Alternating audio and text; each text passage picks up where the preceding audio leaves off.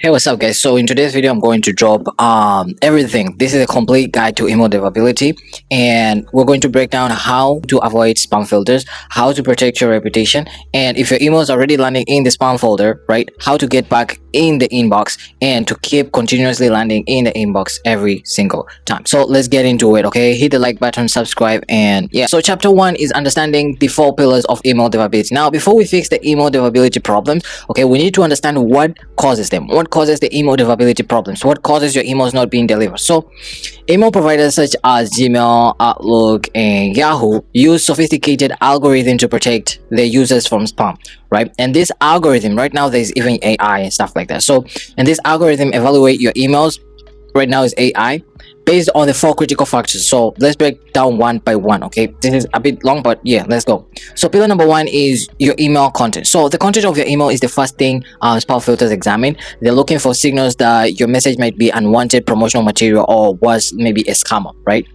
So here's what they pay attention to. Number 1 is image optimization. You have to be very careful with this. Your image should be kept at 600 pixels in width or less, okay, if you're sending images and stuff like that. Why?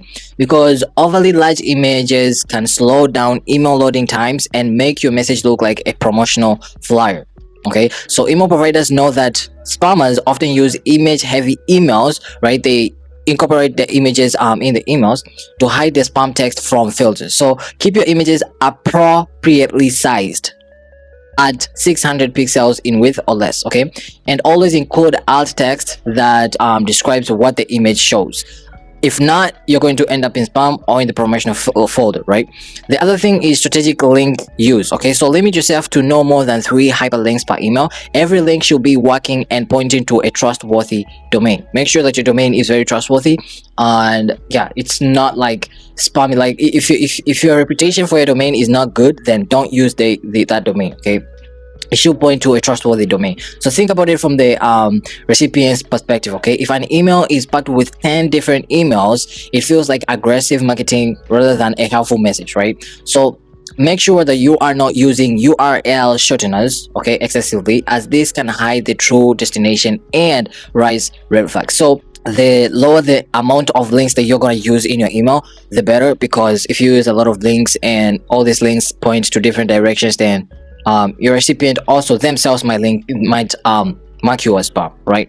The other one is the language you use in your email, right? So you have to be very careful with that. This is where many well-intentioned email get caught, right?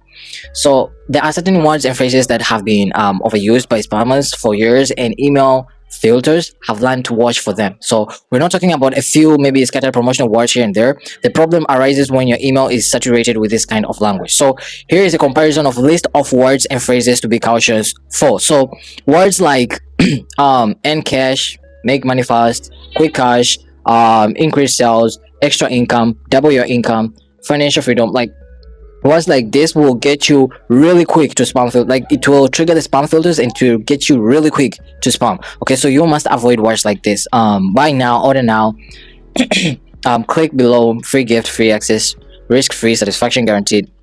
Words like hurry up, don't miss out, urgent, free call, blah blah blah. Best price bargain, lowest price, incredible, save big, price drop. Others will be like free trial, free call, free consultation, free, like words with free 100% guaranteed, get it out, get it now, results guaranteed. Okay, otherwise could be like click here, open immediately, instant access. So if you want this document, I can also even send it to you. It's just a PDF that you can use. I use it all the time. So there are a lot of words here. Okay, using this word too much, forward with capital letters, it's also triggering the spam filter. Okay, so and using this in the subject line, I mean using this in the subject line to deceive people to open the email, it's one of the things that spam filters capture, right? So down to the next thing is visual formatting. Okay, visual formatting matters a lot. So beyond the words you use, how you format them matters too. Okay, so here are the key visual elements that spam filters watch for. So never use all caps in your subject line or body text, right?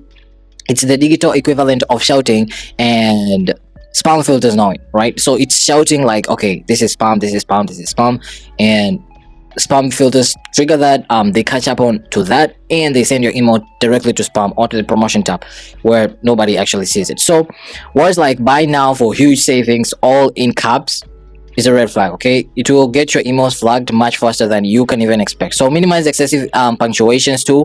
Don't use multiple exclamation marks like this one, dollar signs like this, okay, question marks like this, mostly in your subject lines and in your body text somehow, but don't overuse them, right? So minimize them. One is sufficient. If you can use just one exclamation mark punctuation is good, right? So if you need 3 exclamation points to make your point, your message probably isn't compelling enough on its own. So minimize that. Make sure that it's really minimized. The other thing, the general rule of thumb here is that if your email looks like a promotional flyer or reads like a spam message, it's probably going to end up in the promotion tab or spam filter. So your goal is to make every email feel like it's coming from a real person who genuinely wants to help or share something valuable, not from a marketing department pushing itself, right? That's the general rule of thumb. Pillar number 2 is that your domain reputation. So your domain reputation is like your credit score in the email world. So email providers track how recipients interact with emails from your domain, and they use this information to decide whether your future emails should go to the inbox or spam folder. So here's what affects your domain reputation. Number 1 is low open rate. So if people consistently receive your emails but don't open them, it signals to email providers that your content isn't valuable, or it's like people don't want to open your emails because there's something wrong with your emails. So this doesn't mean every single email needs to be opened, but if your open rates are consistently below 15 to 20%, you have a problem. It's definitely a problem. So the solution isn't to send more emails so that more people can open it or see it. No, it's to send better and more relevant emails to people who actually want to hear from you. So if you have an email list or something like that and people don't open your emails, so what you can do is that you have to take people who have opened maybe your emails for the last 30 days, or let's say 90 or 60 days, segment that list of people and then send more emails to them, like consistently send emails to them and leave out the people who haven't opened your emails for the past 90 to 60 days. You want to do this so that you can build up your reputation, right? When you build up your reputation, because when you get higher open rates, it translates to the email providers that your emails are valuable and people want to see your email. Then you're going to go back. I don't mean like the people who don't open your email for the last 90 days or 60 days or 30 days, they like you delete them, you remove them from your email list. No, what you have to do is just segment them, wait for a certain amount of time until your domain reputation builds up or your email reputation builds up, and then go back to them, right? Start sending them some messages, and these messages should be valuable, right? Valuable tips that they want to hear. So that's it. The other thing is that emails deleted without being read. So this is even worse than low open rates. When subscribers consistently delete your emails without reading them, it tells email providers that your messages are unwanted. So people are essentially saying, I don't care what this person has to say or anything to do with this email. So to fix this, you need to rebuild trust by sending fewer and high quality emails that your subscribers actually find valuable. The other thing is high unsubscribe rate. So a high unsubscribe rate indicates that people are actively trying to stop receiving your emails, while some unsubscribes are normal and healthy.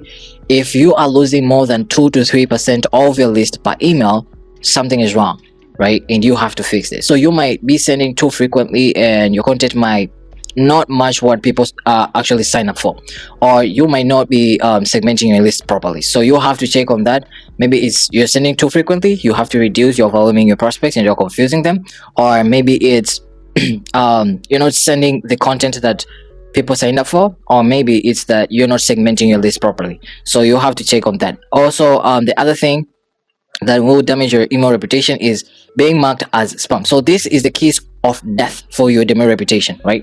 So when people click the report spam button on your emails when you send them, okay, it sends a strong negative signal to email providers. Even a small percentage of spam complaints can seriously damage your sender reputation. So you have to be very careful. The best defense against this is to make unsubscribing easy and obvious, so people don't resort to marking you as spam when they want to stop receiving your emails. So always add the unsubscribe button in your emails, because this will help.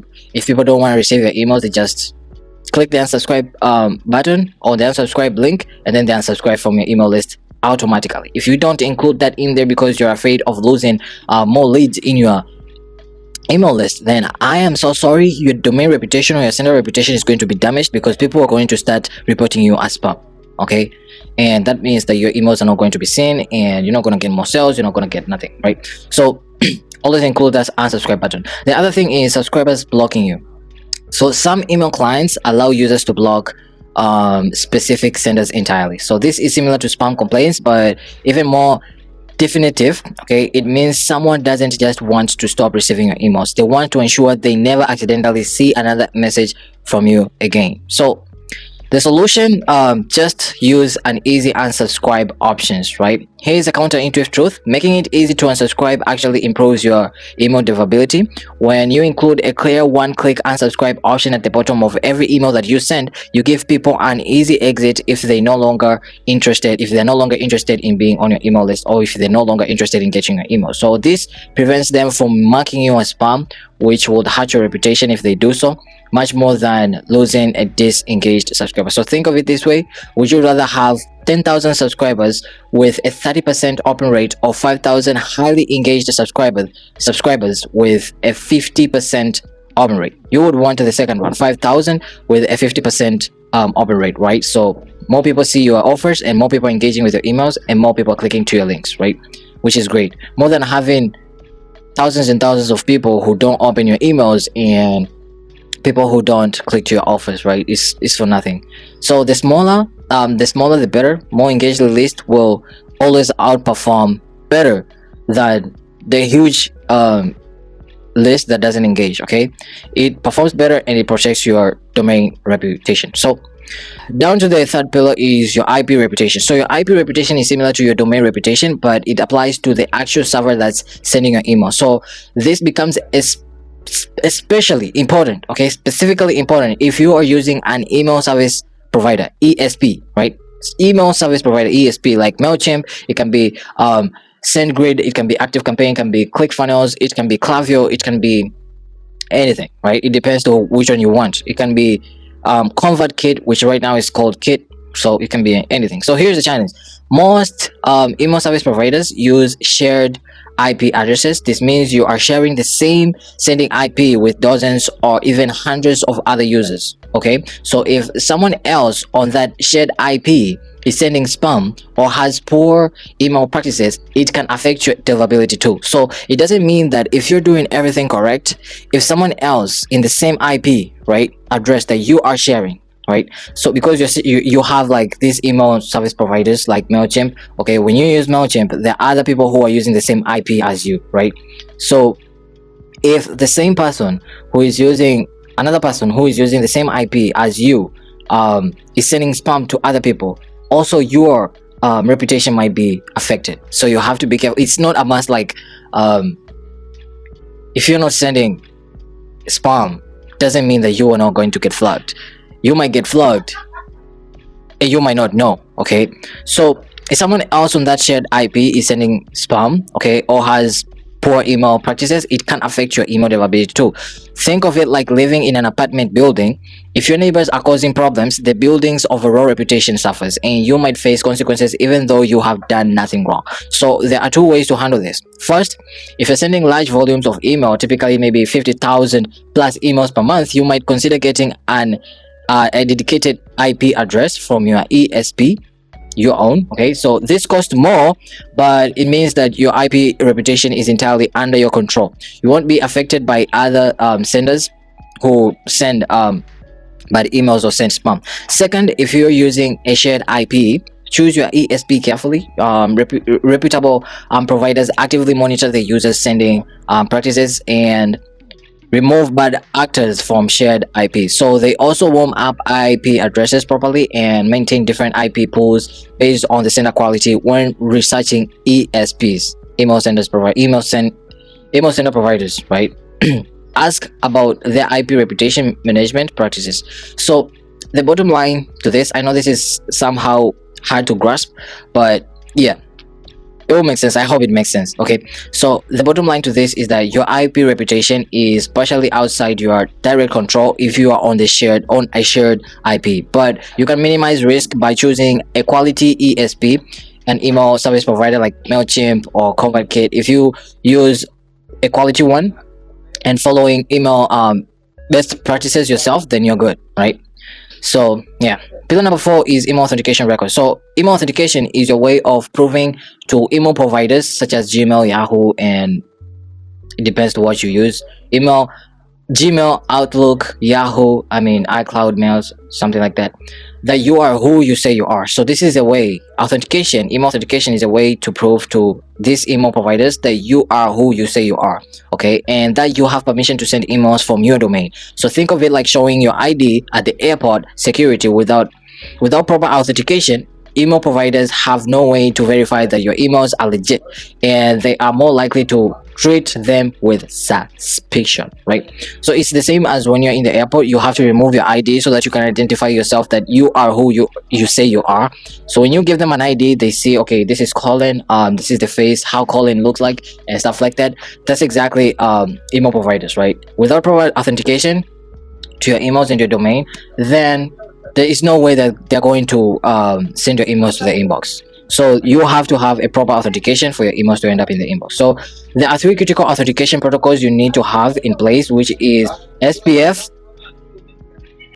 DKIM, and DMARC. Now I'm going to explain that a little bit, because I know this sounds technical, but understanding them is crucial for good deliverability. Okay, so let's break down each one. So SPF is Sender Policy Framework. Now SPF is a DNS record that lists which mail servers are authorized to send email on behalf of your domain, right? So when an email provider receives a message claiming to be from you, they check your SPF record to verify that it actually came from one of your authorized servers. Okay, so if the sending server isn't on your SPF list, then the email might be rejected or marked as spam. So setting up SPF, your Sender Policy Framework, typically involves adding a text record, TXT record, to your domain's DNS settings, and then if your email sender provider should provide, your email sender provider should provide you with the exact SPF Sender Policy Framework record you need to add. Okay, it usually looks something like this. Okay, you will add it in there. Hell nah. Okay, down to DKIM, which is the second one. This is domain keys identified mail. So DKIM adds a digital signature to your emails that proves that they haven't been tampered with during transmission. Okay, so it's like a temper evidence seal on a product package. Okay, when you send an email with DKIM enabled, your email server adds an encrypted signature to the email header. Okay, the receiving server can then verify this signature using a public key published in your DNS records. If the signature is valid and the email hasn't been modified, it passes the DKIM authentication.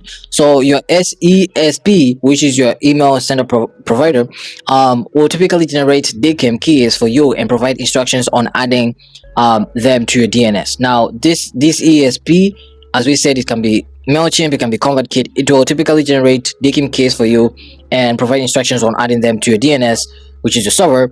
And once set up, the DKIM works automatically in the background. So that's it for DKIM.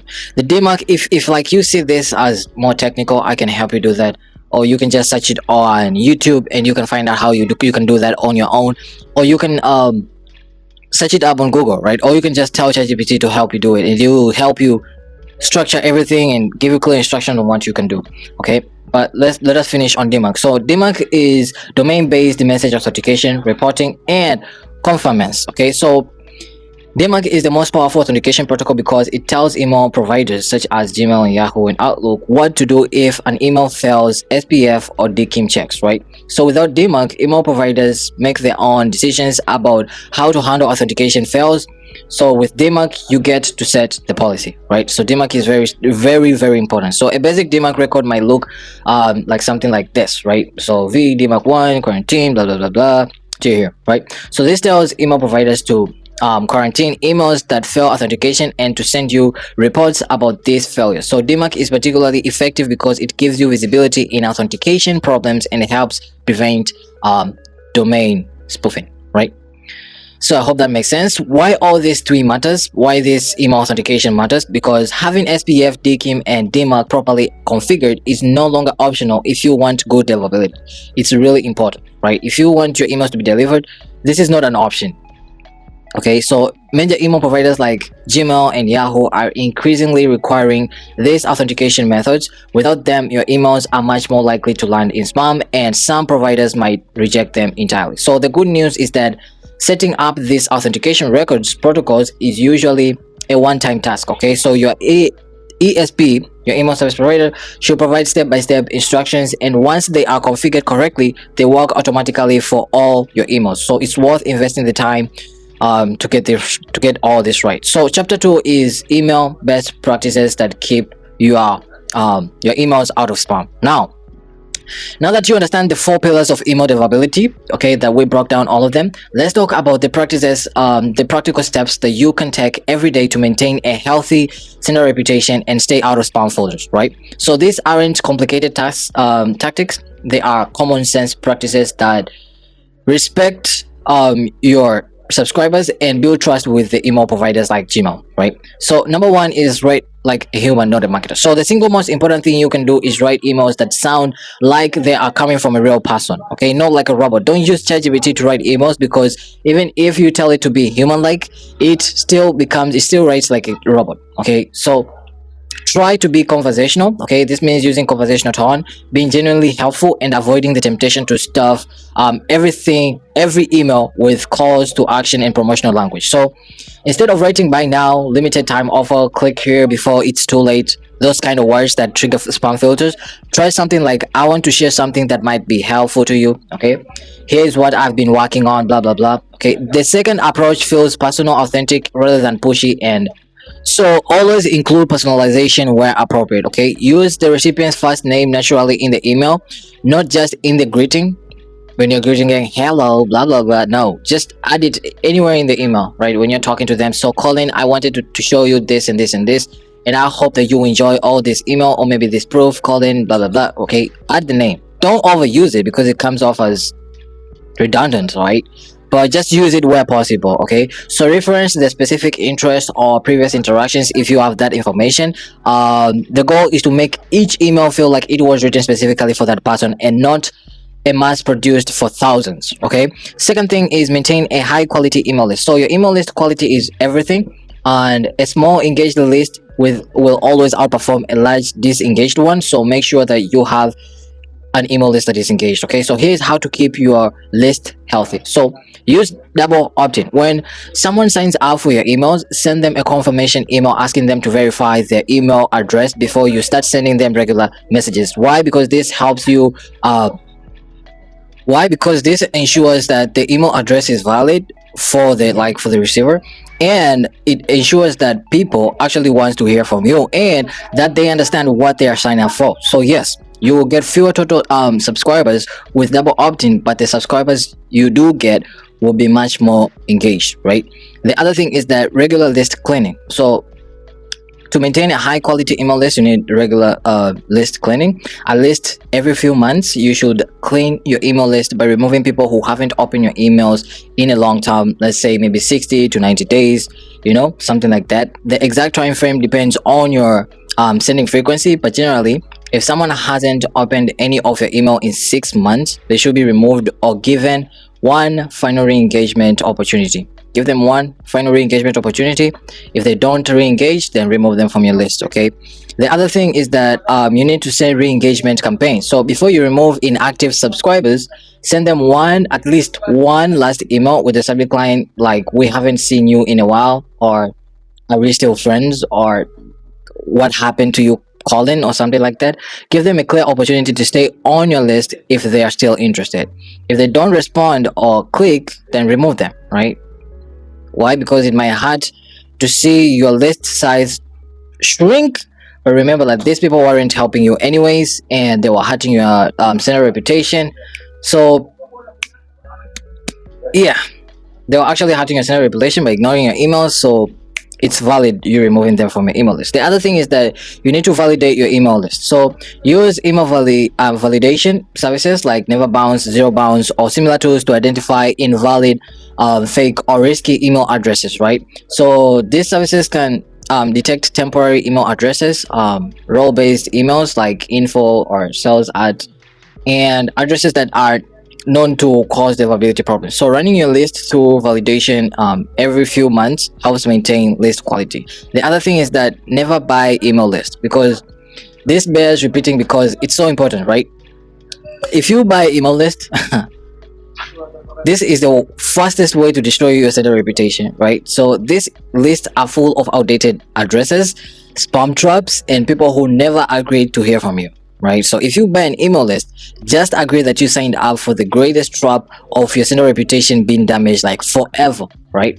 So so even if the list seller promises that the addresses are opt-in or verified, don't believe it. Okay, so build your list organically, even if it takes longer. Okay, even if it takes like 2 years to build an email list of 1,000 people, make sure that you build that 1,000 people, they opted in for the right thing, and those 1,000 people are really engaging. Okay, they are people who want to hear from you, right? So down to the third thing, send emails consistently but not excessively. So email providers, pay attention to your sending platforms. Okay, if you send emails sporadically going weeks without any messages and then suddenly blasting your entire list, it looks suspicious. Okay, on the other hand, if you email your list multiple times, if you email if on the other hand, if you email your list multiple times per day, you will annoy your subscribers and on the other hand, if you email your list multiple times per day, you'll annoy your subscribers and you'll hurt your engagement rate. So establish a consistent sending schedule that your subscribers can expect, maybe 3 times a week or maybe 2 times a week, something like that, because it might be once a week, twice a week, or daily. If you're sending time sensitive content like news, updates, and stuff like that, the key is consistency. Okay, when subscribers know when to expect your emails from you, they are more likely to engage with them. So your sending schedule also helps maintain your sender reputation score. Email providers like to see steady, predictable sending volumes from legitimate senders. Erratic sending patterns, especially sudden large volume increases, can trigger spam filters and it will directly send you in the spam folder. So avoid that. Always be consistent and avoid sending excessively from nowhere. Just abruptly doing that, no, don't do that. Number 4 is make your subject line honest and compelling. So your subject line is a crucial part, but not in a way many marketers think. Okay, the goal isn't to trick people into opening your email. Don't use clickbaity subject line. The goal is to accurately represent what's inside while being interesting enough that people want to read it. Okay, so a misleading subject line, clickbaity ones, might get a higher open rate in the short term, but it will hurt you in the long run. Because if someone opens your email expecting one thing and finds out something completely different, they will delete your future emails without opening them or marking you as spam directly, because you are clickbaiting them. So this damages your sender reputation. You have to be careful. Okay, good subject lines are specific, honest, and they create curiosity or promise value, and they deliver on it. So compare these examples with newsletters versus 3 strategies that double my conversion rate. Okay, so the first is vague and boring. The second tells you exactly what you are getting in the email and why you should care without being misleading or using a spam trigger word. Okay, the other thing is that use clean, simple email designs. So for example, if you're an e-commerce owner, right, you do e-commerce or stuff like that, or even if you're in info, okay, as mentioned earlier, your email design matters, right? And avoid creating emails that look like flashy promotional flyers, right? Instead, aim for clean, simple designs that are easy to read on any device, if it's on mobile or if it's on PC, on a computer, right? So use a single column layout for better mobile readability. Keep your color scheme simple and professional. Make sure that your font is large enough to read easily, at least 14 pixels for body text. Include plenty of white space so your email doesn't feel cluttered. Okay, if you're using HTML templates, make sure, like HTML templates, I mean now for e-commerce businesses, okay, make sure that they are mobile responsive. Okay, when someone opens them, they are very responsive.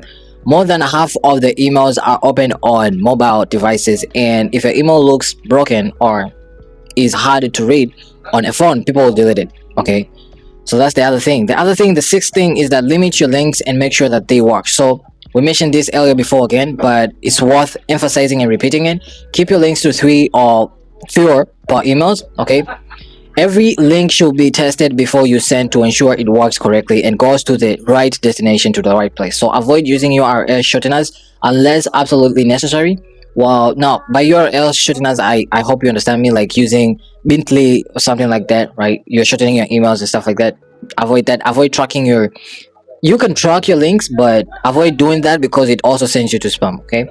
While they are convenient, they hide the true destination of the link, so which marks spam filters suspicious. So if you must use a shortener, stick to well-known trusted services like Bintly. Okay, this is exactly what I was saying. So also make sure your links go to HTTPS websites, secure connections. Okay, email providers are increasingly flagging emails with HTTP links as potentially unsafe, so be very careful. Chapter 3 is special considerations for cold emails, but I'm not going to go on through this one. If you need the doc, I will link it in the description. If you won't find it in the description, just comment down below and then I will send it to you. I will paste it there. Okay, so chapter 4 is how to escape the spam folder if you're already there. Now if your emails are already landing in the spam folder and you are noticing that, then this is exactly how you do it. So your emails, let's say your emails are landing in the spam, don't panic. Okay, while this is a serious problem, it's fixable. The key is to approach it systematically, testing and improving until your emails consistently land in the inbox. So here's a step-by-step recovery plan. Step 1 is set up your testing environment. So before you can fix your deliverability, you need to understand exactly where your emails are landing. So set up 2 test email accounts with the same provider. So Gmail is often the best choice since it has the strictest filters. So active test account, use this account normally. Okay, so open emails for yourself, click on links and verify that everything is formatted correctly. This stimulates an engaged subscriber. This account will help you test whether your emails look professional and if they function properly. So you should have 2 accounts: active account which you open emails with, and the second account is an inactive account which you don't open email with, you just open it. So you just open the account to see if the emails entered into the account, right? So these accounts are really crucial. Okay, so for the inactive test account, this account should never be used to open or read emails. Okay, its only purpose is to show where your emails land without any engagement signals. Okay, so you just open the account to see where your emails landed. Is it in the inbox or the spam folder or the promotion tab? Okay, don't log into it except to check your inbox and spam filters, not to open any email. Understood? So this stimulates a new or disengaged subscriber and will give you a realistic view of your deliverability problems.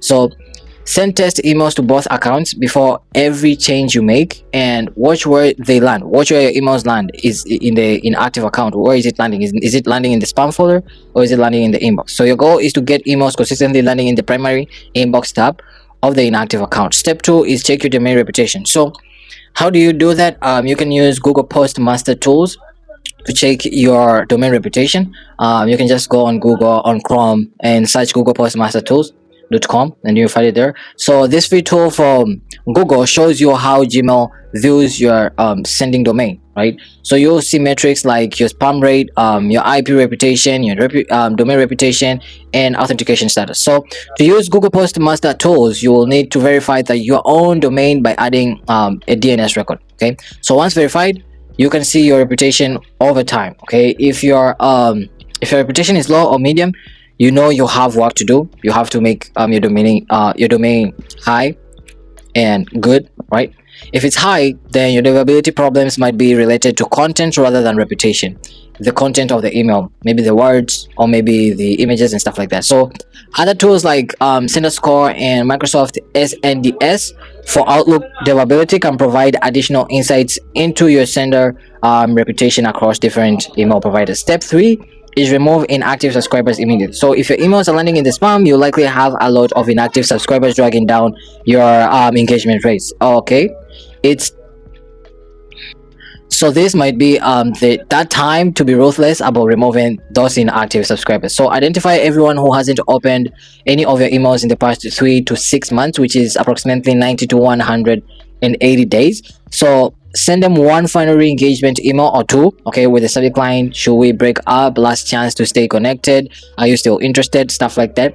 Make it clear that if they don't respond or click, you will remove them from your list. Okay, so give them a few days to respond, then remove everyone who didn't engage. Yes, your list will get smaller and that's okay. Okay, in fact, it's good because you're removing the people who are hurting your deliverability and keeping only those who actually wanted to hear from you, right? So that's really important. Step 4 is fix your email content. So review your recent emails and look for spam trigger words, excessive links, poor image to text ratio, or other content issues we discussed earlier. Here's a systematic approach how you can do that. So start by removing the most obvious spam triggers. Get rid of words like free, guaranteed, 100%, act now, and other phrases from the list we covered earlier. Okay, and then send a test email to your inactive test account and see if it lands in the inbox. If it still goes to spam, try making your email longer. All right, when you make your email longer, it supersedes. Let me explain that because okay, so here's why this works. If you have 10 promotional words in a 100 email, okay, word email, that's 10% promotional language. But if you have 10 promotional words in a 1000 word email, that's only 1% promotional language. Okay, so spam filters calculate the density of spam trigger words, so lengthening your email can reduce that density, if you understand what I mean, right? So 10 to 100 is 10%, 10 to 1000 is 1%, right? So it's the density. So where should you add this extra content? The best places are in your PS section or in any email footer. So I don't know if I can find, let me give you an example. What's my Gmail? Where you can add this is in your footer, or you can add a lot of text, and this will help you a lot. Christian, there's this one sender that I love her emails. She usually sends really good emails with a footer. Wait, what? Okay, Christina, something like that. Okay, Christina. Okay, watch this. Okay, so this is the email. They said this is the email, and if it's ending up in spam, the footer is long, right? Do you see the footer? This long emails. That's how she added the content on the email so that it can supersede the amount of spammy words, right? So lengthening your email can reduce that density. Okay, so where should you add it? As again, I said in the PS section. Okay, you can tell a story, offer an extra value in the PS section, or add additional tips. In your footer, you can include longer section for a disclaimer about us information, privacy policy, refund policy, or company story. Another technique is to add super signature or footer block with at least 100 words. So this could include your full business address, social media links, a brief company description, legal disclaimers, and an unsubscribe link. So keep adding content to this section, testing after each addition, right? You keep testing and testing so that you can see what works, how your deliverability works, okay? Until your email starts landing in the primary inbox of your inactive test account. Okay, so step 5 also is that you need to verify and fix your authentication records, as I said. We went through that, all of that. Okay, step 6 is address your IP reputation. So if you're using a shared IP and your deliverability is poor, you might need to consider switching ESPs or upgrading to a dedicated IP. Contact your current ESP, which is your email service provider. As I said, MailChimp, it can be ConvertKit, it can be ClickFunnels, any of that, and ask about your IP's reputation.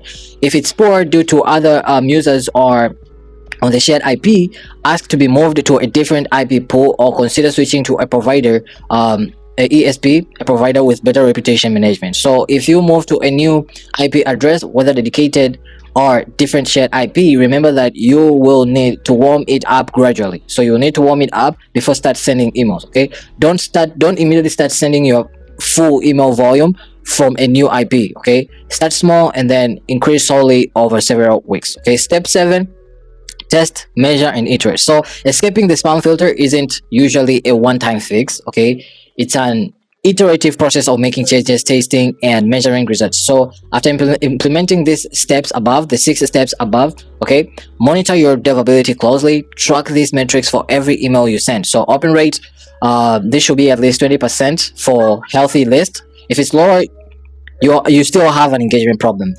Click rate, this shows how many people are actually engaging with your content. Bounce rate, this should be below 2%. High bounce rates indicates that your list quality has a problem. Also, spam complaint rate, this should be below 0.1%. Even a small spike in spam complaints can cause deliverability problems. The other one is unsubscribe rate, so this should be below 2 to 3% per email.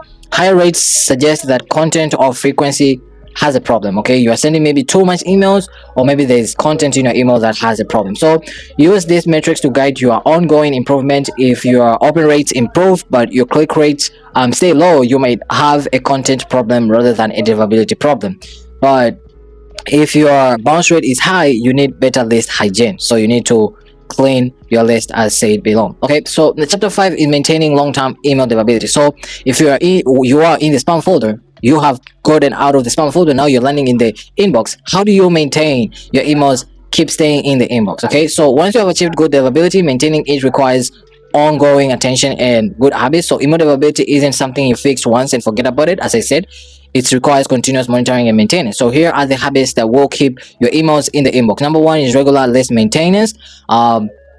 Consider implementing a sunset policy where subscribers are automatically removed after a certain amount of period of being inactive. So unless they specifically re-engage or they engage with the emails, for example, you might remove anyone who hasn't opened an email for 90 days or 180 days. So run your list through an email validation service quarterly, maybe every month or 2 months or something like that, to catch invalid addresses which are invalid, spam traps, and other problematic emails before they cause deliverability problems. Okay, the second thing is segment your list forever. So not every email should go to your entire list. Okay, segment your subscribers based on their interest, their behavior, how they interact with the emails, when do they open them, or demographics. Okay, and send them content that specifically is relevant to them. So for example, if you sell both men's and women's products or services, then segment your list by gender and then send gender specific promotions. If you have both beginners and advanced users, send different content to each group.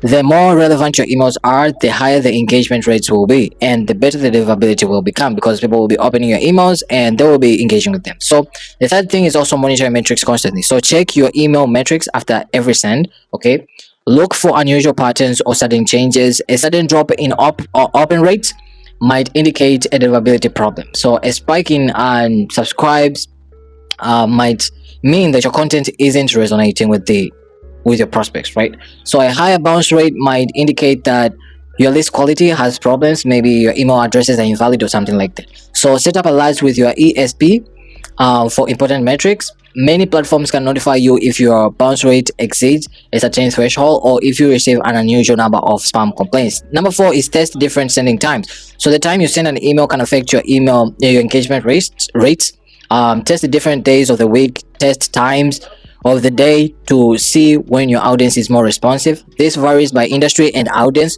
so see what works for you for your own business, because it might not work for the other business if it works for you. Okay, so it depends. So for B2B emails, Tuesday through Thursday morning often perform well. Okay, for consumer emails, evening and weekends might be better. Okay, so use A/B testing to find the optimal sending times for your specific audience. That is according to me, the sending times. Okay, you'll have to do your own testing and research. Okay, the other thing, fifth, is research your email template periodically. Refresh your email template periodically. So email design, your email structure framework tends to change, and what looked modern a few years ago might not look modern right now. Okay, so periodically refreshing your email template structure, strategy, system to keep it looking current and professional is really relevant. So when updating your template, always test it across multiple email clients, email prospects, and devices, computer, mobile, and make sure that it renders correctly in Gmail, Outlook, Apple Mail, and on mobile devices. Okay, a broken template can hurt your engagement rates and deliverability, so be very careful. Number 6 is stay informed about email best practices. So email deliverability best practices evolve over time as email providers update the algorithm and policies. So stay informed by following email marketing blogs, attending webinars. You can subscribe to my channel. I'll keep updating you with different various of things, and reading updates from ESPs. So major email providers like Gmail, Yahoo occasionally announce new requirements or changes to their filtering system. So make sure you are aware of these changes and adapt your practices accordingly. 7, gradually increase volume when scaling. So if your email program is growing and you are sending larger lists, don't make sudden jumps in volume. Okay, if you normally send 10,000 emails per day and suddenly send 50,000, spam filters will notice the unusual pattern. So instead, gradually increase your sending volume over several weeks. This allows email providers to see that your growth is organic and legit rather than a sign of spammy behavior. Okay, so that's it. Conclusion. This is your path to email deliverability success. So email deliverability might seem complex, it might seem technical, everything that I went through, but it really comes down to a few fundamental principles. Respect your subscribers, give them the unsubscribe link. Okay, if they want to unsubscribe, they should unsubscribe. Respect the sending volume. Okay, the sending volume is really important because you're going to overwhelm your prospects if you send too much. So provide genuine value, maintain list quality, and authenticate your email properly. When you follow these principles consistently, good deliverability naturally flows. So remember that email deliverability is not about gaming the system or finding loopholes in the spam filters. It's about building trust, and trust with your subscribers, and trust with your email providers. So when you send emails that people want to receive, written in natural voice to a clean and engaged list with proper technical setup, you won't have deliverability problems. If you are currently struggling with spam folders placement, don't get discouraged, okay, because this is something normal and it can be fixed. So follow the recovery steps we outlined. Every step we outlined, be patient and stay consistent. Deliverability problems can be fixed, but it takes time, okay, and systematic effort. So here's the 5 checklist to keep you on track. Okay, SPM and DKIM and DMARC records are properly configured. Email list contains only engaged opt-in subscribers. Double opt-in is enabled for new subscribers. If you do that, everything like all this subject line are honest accurately. This is a checklist, right? So you can have it. I can send it to you for cold email. Also, it's here. We did not go through it, but you can go through it on your own. So use this checklist before every major email campaign. If you can check off every item, you are doing everything right for good deliverability. So the most important thing to remember is this: email deliverability is not a battle. Okay, it's just you have to focus on it. Everything else will fall into place if you build trust and relationship with your audience. So good luck with your email campaigns. May your sending always land in the inbox where they belong. So that's the end of it. I hope you find value from this. If you need this document, just let me know in the comment section. I will send it to you directly. Subscribe, like the video. Peace out.